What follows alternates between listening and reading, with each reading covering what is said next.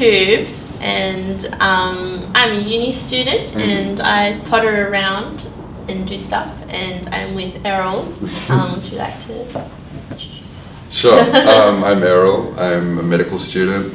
I do like to potter around as well, but I love playing water polo. I like cycling to hospital every day. I like volunteering. I like playing piano and writing poems. Oh. And I don't know, taking nice photos of myself for Instagram. It's part of the aesthetic. The aesthetic is maintained. Yeah.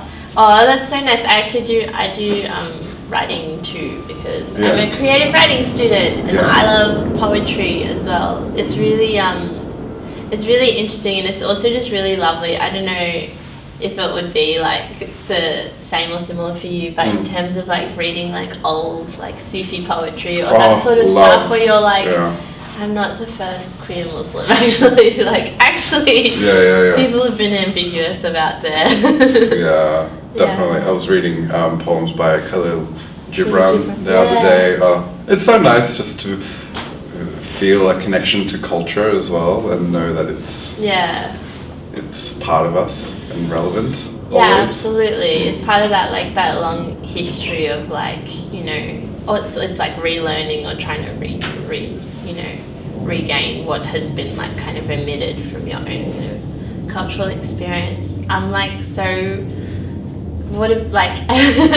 Speaking of cultural experience, I don't know, what was sort of your experience growing up here with your family, or So I'm a little bit strange that because my parents grew up in Australia. I come from a Turkish background, and my parents came here with their grandparents when they were very young, and my parents chose to raise me in Istanbul, in Turkey. Oh wow! So I did my early childhood and primary school there, and I actually got more of a Turkish education than my parents did. Oh wow! So I often like to joke about how my vocabulary in Turkish is better than theirs, and I'm more Turkish than they are.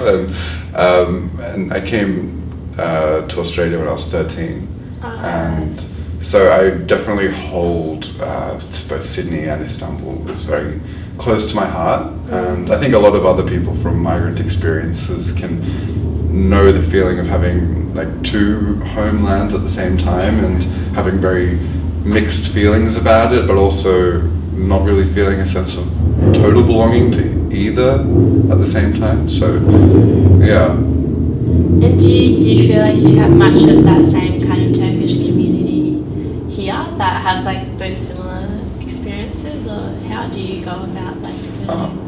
Yeah, totally. I'm very involved with the Turkish community. Very out and gay and active in the Turkish community. I remember at UNSW in my undergrad degree, I was the vice president of the Turkish society there, and the president was the son of the imam in Auburn. Oh, so wow! Me, this fabulous Mardi Gras trotting queer boy, and the son of the imam working together to put on, events for Turkish culture. It was like a beautiful little team we had there. So it's good to be involved, I think, if it's safe for you to be involved with your community, and it's great to be involved. I felt a lot of kinship and camaraderie with my team. Yeah, I think that's a really important idea of like not feeling that you have to alienate yourself, actually just out of assumption that there will be that lack of acceptance, and that it would be a gradual process. Was it easy to begin with? Oh God, no. Well, yeah, okay, I was gonna say. Sounds smooth. It's terrifying. No, it's extremely terrifying. I remember when I was 18 and starting my undergrad degree, on my first day of O Week, I trembled to the queer collective stall, and I'm like, hello, I'm a gay guy. And that was like literally the first time in public that I came out to anyone. They took me in. And on the same day I went to the Turkish stall, and I was like, hello, I'm a young Turk, I'm starting here. And then slowly I just brought it all together.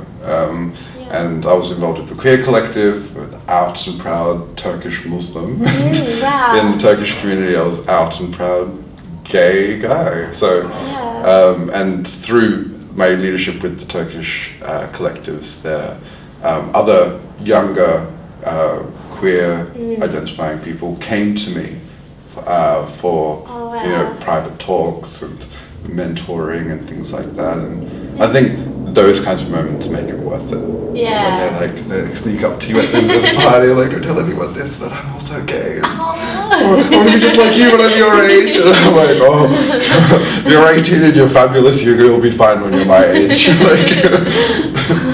Yeah, wow. And I mean, I think that idea of like, it's one thing to be like sort of Turkish in the queer space, or being queer in the Turkish space, but I think like how would you say you are working or have worked to reconcile like kind of a relationship to your faith or your culture with your queerness? That's a complex one. Yeah. That's something that changes with time. I remember, especially during my adolescence, I was like, oh, organized religion is terrible.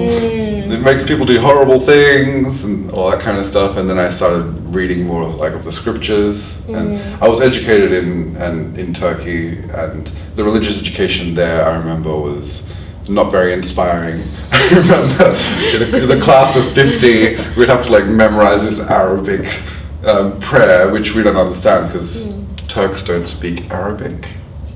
So people who might not know that, and we don't use Arabic letterings either. So it's important to let the general public know that.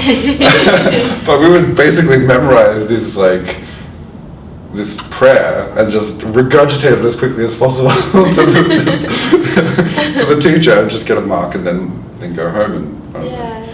So it wasn't very inspiring. But my grandparents taught me the spirituality of it. I had early ideas of how to meditate and calm myself and feel a connection to community and how to pray. And I rejected that for a lot of my adolescence, but I slowly came back to it more and more. And I'm still working on it. It was Kurban the other week. And every year I go with my dad to the mosque, and I just feel a lot of sense of belonging to the community, and everyone in the mosque, people who know me know that I'm gay, and I go to the mosque and I don't feel unwelcome. And I think I'm very privileged and lucky to be in that position. Yeah. So in terms of I don't know, going to the mosque, was that something that do you feel like you dipped out of for a while? Oh yeah. Felt like you, were there any particular reasons, or do you felt like your hesitance was justified when doing it, or it was about internal kind of feelings, or was it more so that there was reason that community, parts of the community had not been accepting? It was a self-preservation thing as a young person. When I was younger, I was very sensitive, and I still am sensitive in some ways. But I had to take some time to just focus on me and have my own spiritual life and not necessarily share it too much, and just protect myself for a period. But then I came to the realization that I had a choice. I had a choice to either reject it and just leave the Muslim community as it is, or try and be involved and try and be part of the change that I wanted to see. And I'm lucky. I'm healthy and well educated and involved, and I have the privilege of being able to do that. So I said, let's make the most that we can do. And I also saw that the Muslim community was under a lot of pressure from non-Muslim communities, a lot of Islamophobia and even attacks against Muslim people around the world. And I could see that the non-Muslim community had a very negative view on what it means to be Muslim, right? So I said to myself, no, it's important for me to identify as a Muslim, so my non-Muslim friends can know that you can be gay, you can dress as you wish, and it's a very personal thing, and Muslims are as diverse as any other religion. So there's a multifactorial thing, you know, from within the community and pressures from outside of the community that made me kind of come back to it. Yeah, and I feel like obviously like its identity is not this amazing fixed thing. No. However, it's so like subject to time and experience. But you know, I guess I was curious as in terms of like that whole process of like culturally kind of, you know, it's Turkish, it's queer, but it's also almost like first gen migrant, and like, I don't know, it feels like left, right, and centre there would be these things that you'd be having to sorry, excuse me, be having to like kind of really like solidify, but it's almost as if, do you feel like there's been periods where you would heart to more to one identity to or see yourself as more as part of one community group, or do you feel like it also, I don't know, changes? That's an interesting question. I think a lot of queer people, we are very good at adapting for the situation. So in particular situations you might act a particular way or a different way for, you know, to protect yourself and to feel like you belong and or to fit in, or just emphasize a certain aspect of your identity in particular different situations. For example, in my water polo team, I'm the only like Middle Eastern or Muslim person. Everybody else is the typical pot point kind of white boy gaze. And in those situations, I definitely just focus on my more stereotypical inner city kind of gay guy aspects, and I try and teach them about what Ramadan is and where's the best place to eat in the not even water? Not even water. Oh, how could you do that? Yeah. Or where's the best place to go in the Lakemba night markets and that kind of stuff.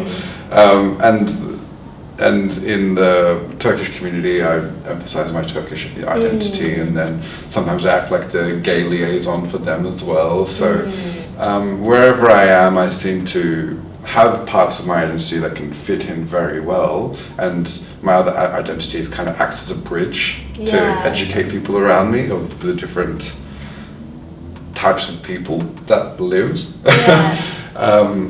But it is very difficult to find places where all of those intersecting identities can come together. That's why places like the Queer Muslims of Sydney groups allow for people with very specific intersecting identities to come together and make friends.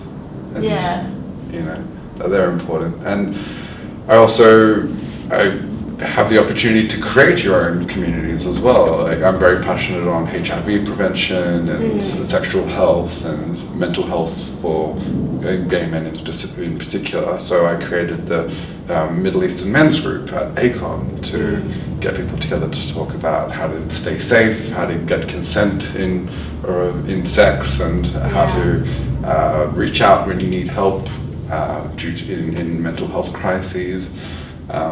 So there's also the opportunity of creating your own community, and I think it's important for people watching to know that they have the ability to rise to the occasion and create their niche if they need it or find it, because it is out there and it is possible to be empowered to make that change.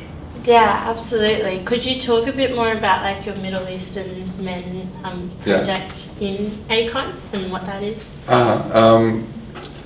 So since I've always been interested in health, I'm a scientist and cancer researcher, and now I'm training to be a medical doctor. So like primary health is very important to me. You know, you can't really help someone if they're already dead. So we need to make sure that we reduce suicide rates, and we reduce HIV transmissions and things like that. So I started volunteering at ACON through my involvement with the new NSW Queer Collective when I was 19. I was a very active 18, 19-year-old getting involved in everything. So I started volunteering for them. I volunteered for them for about 5 or 6 years, and then they offered me a full-time job. So I made the transition from being a cancer researcher to a community health promoter at ACON, running their Young Gay Men's project. And I realized that there weren't many gay Middle Eastern men coming to the workshops, let alone any Muslim guys either.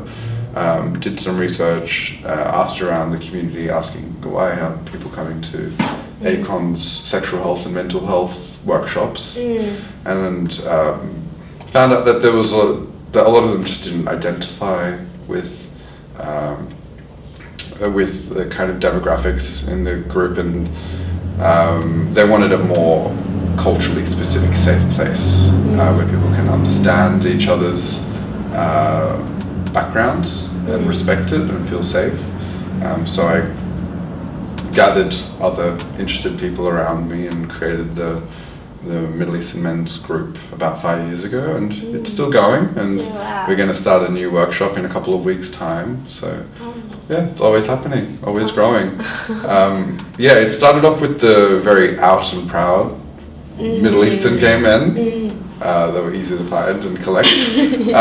But now I think it's important to focus on more of the new migrants or the refugees or the people living in far western Sydney, or people who are not university educated, or the young guys as well, to make sure that they get into good sexual health and mental health practices from a young age. So that was a process of creating it, and it's a long process of learning how to be a leader in some ways, and figuring out the kind of leader I want to be, and how to train up new leaders to make sure it's sustainable and democratic and safe group. Yeah, I think like that's so important about how you talk about your experiences being like. You recognize that like there are some instances where like you would be more privileged than other people in your ability to come out and to kind of do like even get a tertiary education or things like that, like that do just make people resourceful in their have better access to some resources, which means that you do have the knowledge to like kind of knowledge that's worth sharing and passing on, and so it's really important to build that. I was wondering if sorry, excuse me. I was wondering if there were like certain cases where you felt like you had someone to also help guide you, or did you, or you're like, I had to pay my own everything was you. Just like muscle my way through life like the Hulk. You're like, I don't need support from anyone. No, that's not true. I've since my childhood, I've had mentors and people to support me. My parents are fantastic. I went through quite a few years of difficulty with them, when I came out. But now they are a fantastic support to me, and they've started to come to the Mardi Gras and watch me march in the parade with my water polo team. So I'm eternally grateful to them, and very privileged to have them as my support always. In high school, I would have my English teachers, and, and I would always talk about things like, oh, there's a bit of a homoerotic tension in this text. And I'd talk about it with them in a very subtle way, pointing out that I am a little queer boy. And, having them as my supports, and I've never had this one mentor that I'm trying to embody. It's many different aspects of myself have been inspired by many different people, and I think that's a more sustainable way of being, because I think if you have one mentor and you want to just be like them, you could be quite disappointed because no one is that perfect. Yeah. No, not at all. I think you raise an excellent idea of like, it's more so like you're learning through every person that like, and recognizing that things like you have been offered help, or that space for you has been created, and perhaps indulging in it if it is there, even if but for a fleeting moment, like with your English teacher, or with a lecturer at uni, or with someone in your workplace. Yeah. I know. That's something that's really, I think, really, really important. I was wondering if there was also this idea of like you kind of harping back to internally inside the queer community about like how I feel like there's also this idea of like, on one hand, making space as a Middle Eastern men, but also on the other side of like trying to maybe push back against what some would describe as this sort of fetishization of people of colour in the queer community. Talking about the sexual fetishization. Yeah, things like that. There's also like the political fetishization that can happen as well. I mean, both this idea that now you have to carry the burden or speak for all, like, but also that idea of like this being a special creature thing. It's like, like the rare Pokemon. Yeah, gotta catch them all. Oh, it's so rare. I don't for a moment pretend to speak for the entire queer Muslim community, of Turkish community, or anyone. I just represent myself. And I don't know how the fetishization fits into that, because, I don't know, when I was younger I definitely capitalized on the fetishization. But I guess now I'm more interested in people who like me for me, and not necessarily the headlines in my identity, because I am more than just my intersections. I have interests and other things. I don't know. I don't really know what you mean by the question. I guess it's like, on one hand you are trying to make space in what is a predominantly white queer space, and so you are this one of few. And then on the other hand, there's this other idea of like being like I know that I've seen it, this idea of being like a queer woman of colour is like makes you really woke, or it makes you really nice. It doesn't like, automatically make you woke. and it doesn't. And it's this idea of that it feels like there's this false dichotomy of like either that you're having to like fight kind of racism inside the community, or like fight to not be, I guess, the subject of that gaze or that racism in another way, and that you're trying to push back against that. And I was wondering like how, I don't know. Maybe we look at it in different ways, because I don't often see it as a fight and pushback. Like the phrases that you're using are much more proactive and combative than mine. I see it more of as being a bridge, and coming to the table and talking and gaining an understanding from each other. I think that creates a bit, in my experience, that creates a change that is a bit more harmonious for everyone involved. That's why it's important for me. I have a very diverse array of friends, and it's important for me to nurture those relationships and never label anyone like, oh, white cisgendered scum, or I don't know, hetero breeders, or any of that kind of derogatory term, because I don't want that kind of derogatory term and directed at me. So I think I must give out the respect that I want to receive from others, and that respect comes as compassion, understanding, and communication. And kind of cutting through all the superficial, unimportant stuff, and cutting away from the slogans, and having a proper discussion with people. And it takes time, and it's so easy to get caught up in the anger of it all. But I find it's much more sustainable for my own mental health. Yeah, absolutely. To establish relationships and let it grow and change, and me being open to new ideas. So the person I'm talking to is also open to new ideas.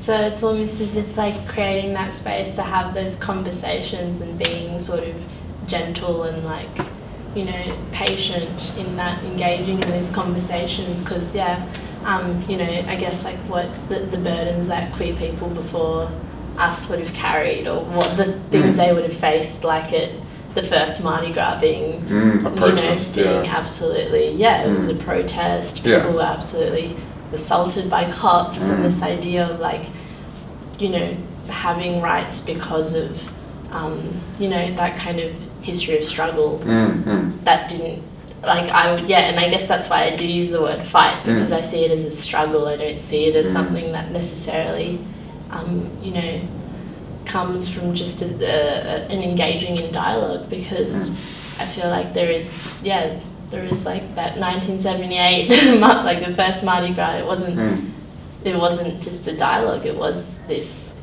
abrupt confrontation. And I think like, then how would you say pick and choose when you feel like you might have to have that conversation with someone and be like, hey, that thing you said might have been Islamophobic, or like in a gentle way. I personally am not a fan of the call out culture thing of like making it about your own ego, but having that conversation, because you say like acting as a bridge, like how would you do that, or is there an example of where you've had to do that? First of all, I wanted to say change can be done in many different ways, and I think the protesting and anger and that kind of rousing thing, I'm often involved in that kind of stuff as well, and there's a role for every different type of approach to this change, and we can't just use one but use many different types. And the dialogue and bridge kind of mentality just works for me, and I respect things that work for other people as well, and it's important for us all to work together using different methods to achieve the same goal. And the other question you were talking about was how to talk about these difficult topics and call out things like Islamophobia and racism from other people. Well, first of all, you have to make sure you are okay, because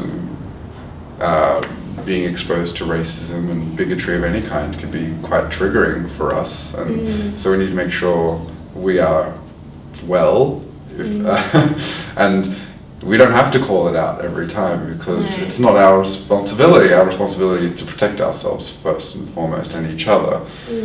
But if you are in a situation where you can safely talk about it, I think it's important to approach it through asking questions to the person, to be like, why did you say that?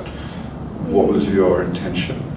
And I often like to do that questioning line of inquiry and let them come to the realization that it's not on, or you try and flip the table a little bit and say, what if I said something to you about something that's very fundamental to you in such a way, and try and create empathy, because unfortunately it's not that easy for a lot of people to just automatically feel this empathy. But if you create it, if you put them in a situation where they are for a moment have to think about what it might feel like to be a minority, and or feel like that you're not always safe, that might actually create a connection and a realization for them, if they're reasonable. If they're not reasonable, sometimes there's just no hope. You just have to let it go, because it's not your responsibility to change people. No, clearly you're speaking from like such a like well-acquired like set of experiences, and like a long time working through all this. Like I guess for like, I don't know, do you have like words of like advice, or like, I don't know, that idea of how things have slowly gotten better in general, do you feel like for the queer community, the queer Muslim community, or how have you seen them change? And well, I am only 26, so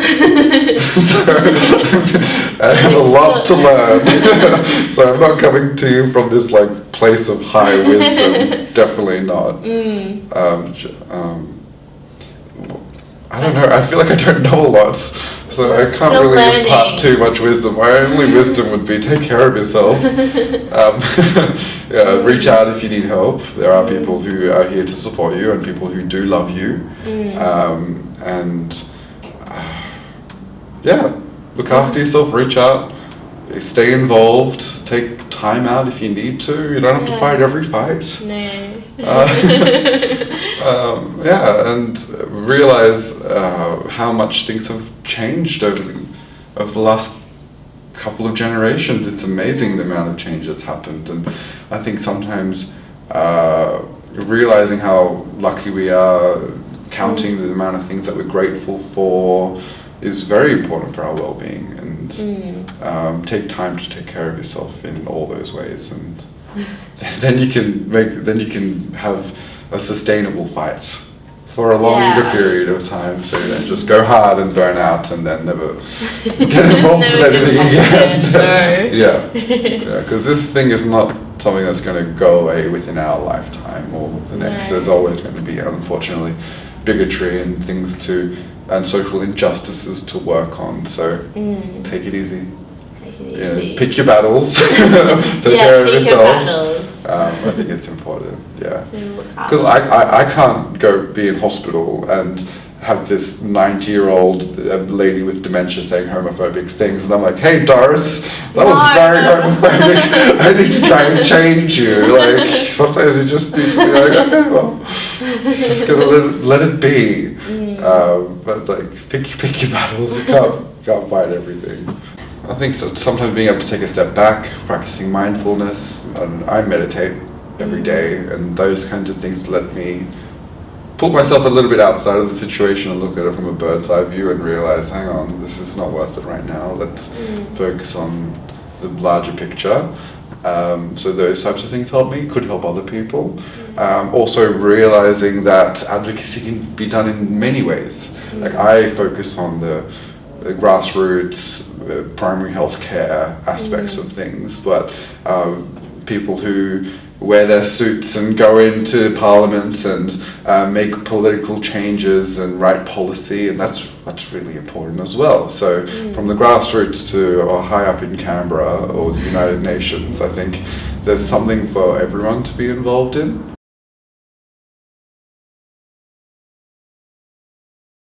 Okay, so in terms of like chatting to your family or like having that first conversation about being queer with your family, what was kind of how did that happen? Or so I came out, or I was outed quite young in the stereotypical gay timeline that most people have. So project your minds like back to Istanbul when I was like 12, and I was playing this game called The Sims, so a lot of other 90s kids would know the game. You know the game? Build a house, make a family, get some pets and go shopping and stuff, a computer game. And my parents were like, oh, this is a good game. It's like English based, still help him with his English. Little did they know, basically, I was making all my characters attractive men and making them fall in love with each other and propose and do very cute things like kiss. Very G-rated stuff, mind you, but like this was super exciting for a 12-year-old me. A little bit, Make them wear a tight tank top and stuff like that. Spicy. It's very spicy for a 12-year-old kid in Istanbul. And I noticed you could take screenshots and stuff of the game, of whatever you're seeing, and I went to town basically. I thought all of the screenshots were saved on the internally in the game, because this was the days when we had like a CD and stuff. I thought it was all saved in the CD. I wasn't very tech savvy. Not tech savvy still. But turns out the large family desktop computer was fully clogged. No more memory left in the thing. And naturally my dad goes to investigate and finds this folder in the shared folder in pictures of like a lot of gigabytes worth of animated attractive men watering the plants or hugging each other. Gay.jpg. Yeah. Didn't even have the word for gay in my mind. I was just like, oh, this is nice. Cute. I want more of this. Take more screenshots of this. I wasn't even aware of what was going on. And yeah, Dad was like, we have this large gigabytes worth of attractive animated men playing family with each other. Oh my god. And yeah, that was the first time my family realized I was a big old homo. Yeah. Big old homo. Wow. And do you feel like after that, what was kind of the repercussions of this outing situation, or what? Yeah, like I'm talking about it now and it's a hilarious story. Yeah. I know it's fantastic, but at the time it was terrifying. Like I didn't know what was going on and why people were not okay with it. Yeah. Yeah, because it was just so innocent. You're like, oh, this feels good. I'm going to do this thing. It feels good. Yeah. Right? So for a while I didn't quite get it. I felt like there was something wrong with me. I had to like keep a lot of it a secret. I became very socially withdrawn, became those stereotypical kids in the library reading as much as possible, deriving a lot of self-worth from doing well in exams, but not really having many genuine friends who I could, be a kid with. Yeah. But during this entire time I was having long and lengthy discussions with my family about sexuality. I would teach them a lot about, in a relationship of two men, there's no women. They're like, wouldn't get it. Who makes the sandwiches? We both do. So like, there's a lot of those very long and difficult discussions. So in some ways I was fortunate because I was able to have a bit of a head start and bring them on that journey with me. But in some ways I also lost a lot of my adolescence. I definitely wasn't a normal teenager, taking risks and making long-term friends. I was very isolated for a lot of the time. And I definitely was quite depressed. So I was sent to a counsellor. My parents thought it could help me or possibly make me not gay anymore. I don't know what their intentions were exactly, but after my first consultation with the counsellor asked me to get my parents involved so they would see the counsellor as well. And we all kind of moved forward from that point. It started to be a bit more of a, not just in the family, but with actual help from outside. And then I started uni and I basically became a new person. Became much more out and proud. And I don't know where the courage came from, because I was not a courageous kid, but I definitely turned things around for myself. Met my first boyfriend on basically like the first day of uni. I saw this cute guy on the bus and we started chatting and we were friends, and then boom, we kissed and I was like, oh, are we in a relationship now? So I was very fortunate, to have been surrounded by good people. And during my undergrad degree, my family saw how happy I was and and they just weren't expecting that. They almost got used to in their minds that I was this withdrawn, depressed kid, and them seeing me happy was the most important thing for them. The fact that I was healthy and happy, and I think that. And because they genuinely love me, and I love them very much, I think they wanted to see me happy. And all the kind of gay paraphernalia that comes with it just makes their lives more fabulous. So yeah, now mum sends me links from like, sends me articles to be like, oh, Taipei has marriage equality now, and like gets excited about those types of stuff, and they come and watch me in the Mardi Gras marching with my water polo team. So yeah, very fortunate. Yeah, great strides. Yeah, it takes a long time though, like from 12 years to 22 years old. Like it took a good decade of like talking and crying and hugging and going through it, and it made me realize that my sexuality is a very intimate and a very personal part of myself, but it's also in our culture, we have a very collectivist culture, so my sexuality is just not about me, it's about my family as well, and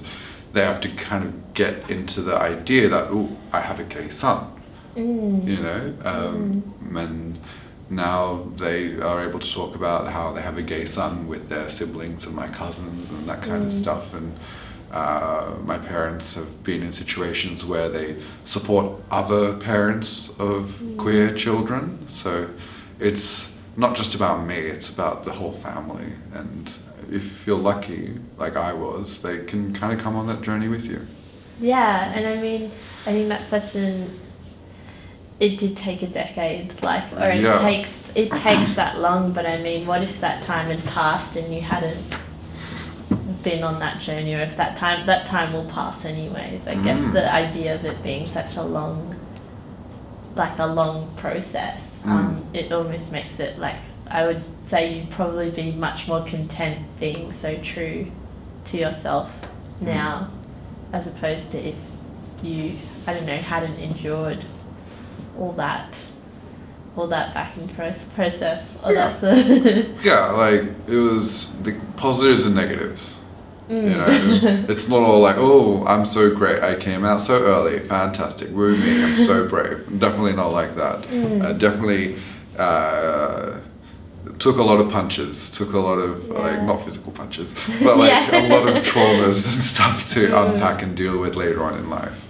So like anything in life, there's positives and negatives, and you got to stay aware of all of it.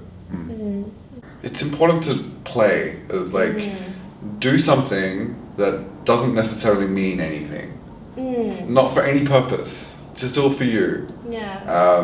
It's so important in this busy, constantly saturated with information world to just be like, nah, 15 minutes, do what I want, it doesn't have to be useful, try and make sure it's not self-harming, but do something that is just play and stay young, and don't try and buckle to all the pressure in the world, because there's so much. There's constantly this pressure of have to be doing more, and I think it's a very dangerous way of being, because it might make you forget who you are. And like, other than all of the social roles that are given to us by society, sometimes you have other deeper aspects of you that are just yearning to be expressed. And letting that breathe, letting it aerate. So it doesn't fester and kill you from the inside. It's important. Yeah, absolutely. I know that like a lot of us do like go to, well, like queer Muslims, there's opportunities for like group therapy, or this idea of like not letting your individual trauma define you, or not letting your individualized sort of set of oppressions or things necessarily define you, engaging and bridging that gap of like, as you've said, like doing sport and doing something creative and playing and trying not to feel like you're just this one thing. Do you feel like you've had the space, or have you ever engaged in those kind of group therapy sort of spaces, and how have you found them? First of all, just for the people watching, I'm not saying that sport and arts and stuff is going to cure you from everything. I know. There are certain people who have had horrible traumas or are currently experiencing a lot of difficult psychiatric things that require a bit more focused and professional help, and I think that is totally okay and requires that kind of compassionate care for those people as well. Like I've definitely been there. I had a lot of therapy in my adolescence from the difficulties that I experienced as a child and as a young queer person. I was outed very early while living in Istanbul. So that was very difficult, and there were certain events that were extremely traumatizing for me as a young kid in Istanbul and migrating to Australia at a young age.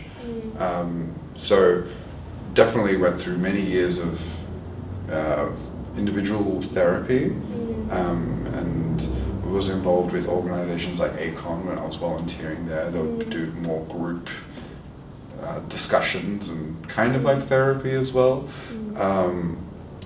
So yeah, just because I'm the way I am now doesn't mean I've always been like this either.